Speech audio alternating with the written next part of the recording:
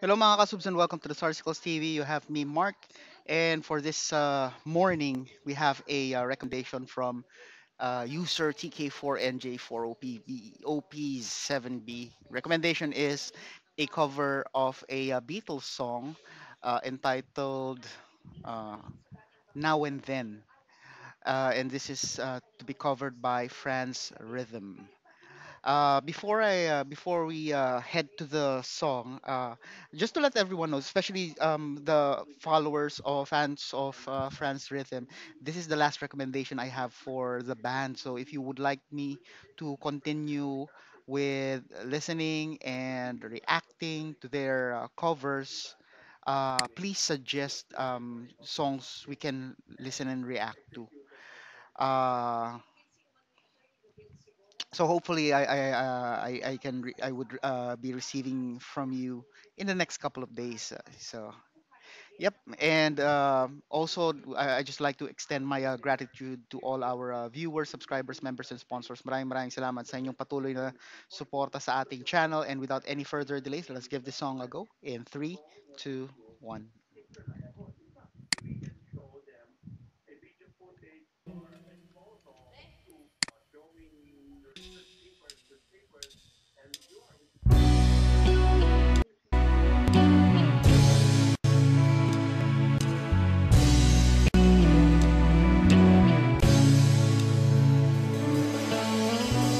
I know it's true. It's all because of you. And if I make it through, it's all because of you.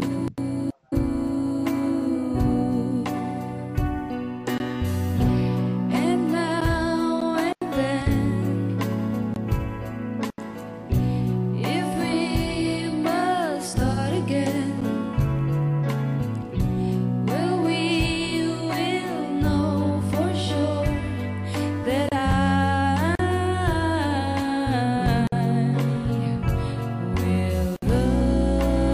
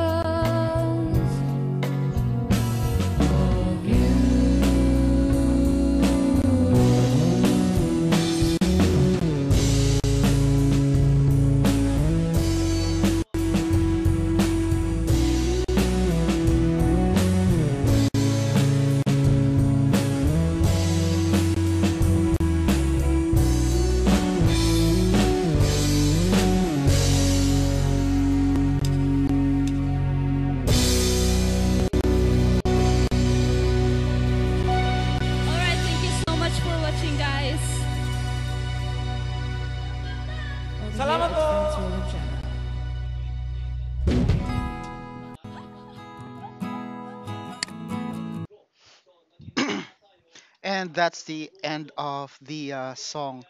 So this part, it's more of the end credits. So let's let it play and see if there might be some, behind the scenes. Okay, no behind the scenes. So it's just the video. Usually when they upload some videos like this and it's extended, it shows some stuff activities they do, like go to the mall, buy a new guitar, or some other family extracurricular activities. So very cool. So this song goes to show that I have a lot. There are some things that I still do not know about the band Beatles. I love the Beatles because they're one of the first rock and roll bands I've listened to. So there are other artists as well that I've listened to in the rock and roll genre, like Chuck Berry, Jerry Lee Lewis. Uh, was it the B-52s? And then my favorite birthday song, "It's My Party." Is that the title? "It's My Party and I cry if I want to." I dig that song so much. So uh, the songs going back to the Beatles, so I associate them with rock and roll. And with this particular song, had I not known had it not been indicated in the title, I wouldn't know. Hindi ko malalaman na uh, Beatles original pala to, or it's a bit Beatles original. Kasi usually syempre pag rock and roll, 'di ba? Upbeat 'yan, medyo groovy, yung mapapasayaw ka, it's danceable. Makes it makes you bounce here and there. This one is more on parang chill vibe, like easy listening music. Kaya ayun. So I appreciate yung nila, yung imagine mo yung mga anak ni France, they're younger than me, they're younger than us. Pero yung encyclopedia nila when it comes to music, medyo siya vast kasi they also do covers not just like with Beatles, even 'di ba CCR, tas meron din modern, may 90s. So very wide yung spectrum nung nila ng musical vocabulary. Kaya that's one of the things that amazes me uh, in terms sa band. Uh, when I saw the title here, uh, when I saw the title here and then or now and then, I had a song in mind. Pero yun nga, I didn't know na Beatles nga siya. So ang nasa isip ko parang here, then, and now, then, and everywhere. So parang I realized siguro invento ko lang yung tune na yun. Tapos I mixed it, napaghalo ko siya. I got it mixed with another song of Beatles with Yesterday. 'Di ba yung there's this tune of Yesterday? Na na for yesterday. Kaya yun okay. So yun nga, I mixed the lyrics of this song tapos yung tune ng Yesterday for some reason. Kasi parang yung title sounds familiar eh. Pero yun nga, it might not be siguro I know now and I probably know a song na may pamagat na now and then, pero hindi Beatles yun. And totally different from this one. Uh, mga things I like about the song, in other stuff I like about the song, yung sa lead part, very parang in the zone, so super in the zone yung guitarist. Yung parang very comfortable siya kasi nga yun nga chill vibe eh. You can hear, appreciate yung the way she does yung mga bend, 'di ba? Yung when she's flexing yung string, andun yung smooth and clear. Tapos yung tone choice niya medyo how would we say that, medyo medyo distorted, pero hindi siya yung it's not it's still clear, yung parang you can still clearly understand the note even when there's some distortion in it. And then with that distortion as well, maganda pa rin yung sustain the sustain of the string of the note that she's playing. Kaya siya klaro. Another favorite part, so there were two lead parts eh. Yung isa naman 3 minutes 15 to the song, yung nag-octave siya. So let me bring you there. Pakinggan natin ulit. 350.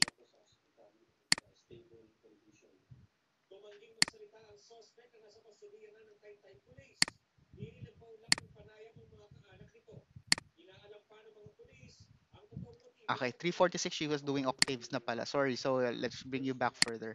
Eto, I think this is she's doing octaves na here pero she just started. I'm just judging from, her looking at the guitar and the shape of her hand. So para siyang naka-octave. It's either an octave or naka-bar siya ng F sharp. We'll find out. And octave nga siya. Oops. Back natin ulit. Okay.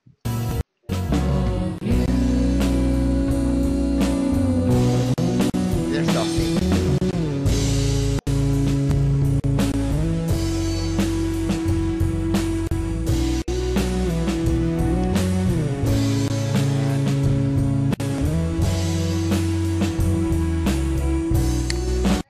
Yan, dig ko yung part na yun. So on that particular of the song, part of the song, she was not in distortion, pero parang yung sound nung guitar niya, ang ganda ng choice nung effect niya kasi parang it's ma-volume, kumbaga yung ano siya, parang ang kapal ng sound, it's thick and clear sa ano kaya parang pag nagano siya yung when she's sliding